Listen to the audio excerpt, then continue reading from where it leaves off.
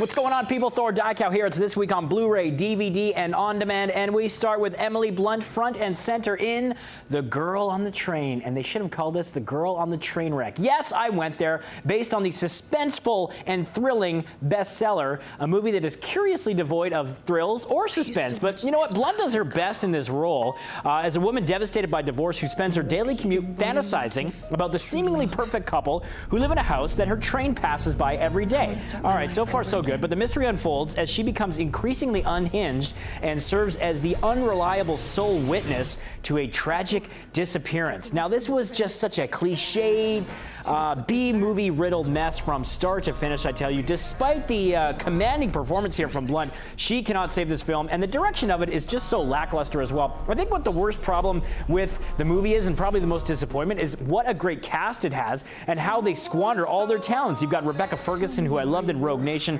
Haley Bennett, she was decent in The Magnificent Seven, Justin Theroux, Luke Evans, Edgar Ramirez, Allison Janney, Laura Prepon, and Lisa Kudrow. They're all in it, but none of them can save this muddled mess of a movie that just goes from bad to worse.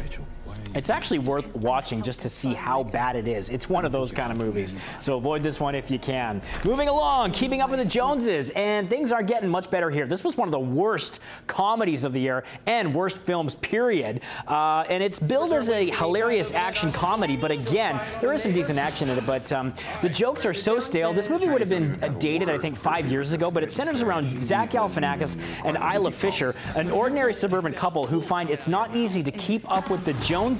They're impossibly attractive and ultra-sophisticated new neighbors played by Jon Hamm and Gal Gadot. Now, I have to say, Jon Hamm and Gal Gadot, they were really having fun with the roles here, and I enjoyed what they brought to it. This scene's pretty funny in the restaurant, and there's a decent car chase. Other than that, really bad gags here. They got the physical humor, the sort of typical awful gender, role reversal type humor, and Isla Fisher probably fares the worst of the bunch here. I mean, she's given really nothing to do. Her character is so flat and one-dimensional, and Zach Galifianakis kind of doing what he's been doing in the last, I don't know, 5 movies that he's been in.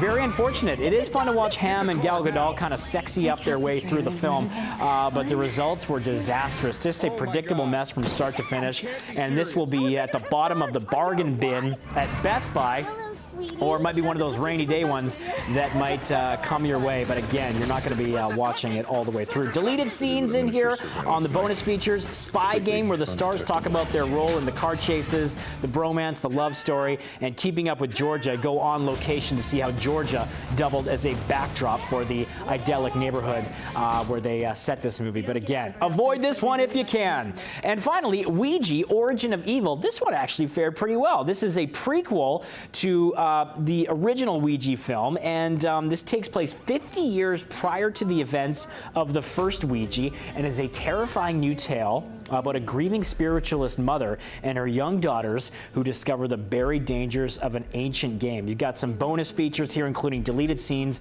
a character spotlight, and a behind-the-scenes look at the making of the film. I love Elizabeth Reeser and everything that she did in The Good Wife, and she is the mom here who's a widow, and her 2 daughters, they're trying to add a stunt to their seance scam business. So one of the daughters brings home a sinister Ouija board, and they break the cardinal rule of the game while desiring to communicate with their deceased father. They inadvertently conjure a malevolent force, unleashing terror. It had some decent thrills and chills. I like the period setting and the fact that it wasn't a sequel and a prequel trying to kind of set up the events of the original one. And you've also got a great turn here from Henry Thomas. You remember him from E.T. He plays a priest who has to come and help them get rid of the malevolent force. It's got some decent scares in it, I have to say, and not a bad little story. And the performances were quite commendable. So you know what? Of the 3 we're talking about today, this would be my pick. Ouija, Origin of Evil. Man, crazy to see how grown up Henry Thomas is.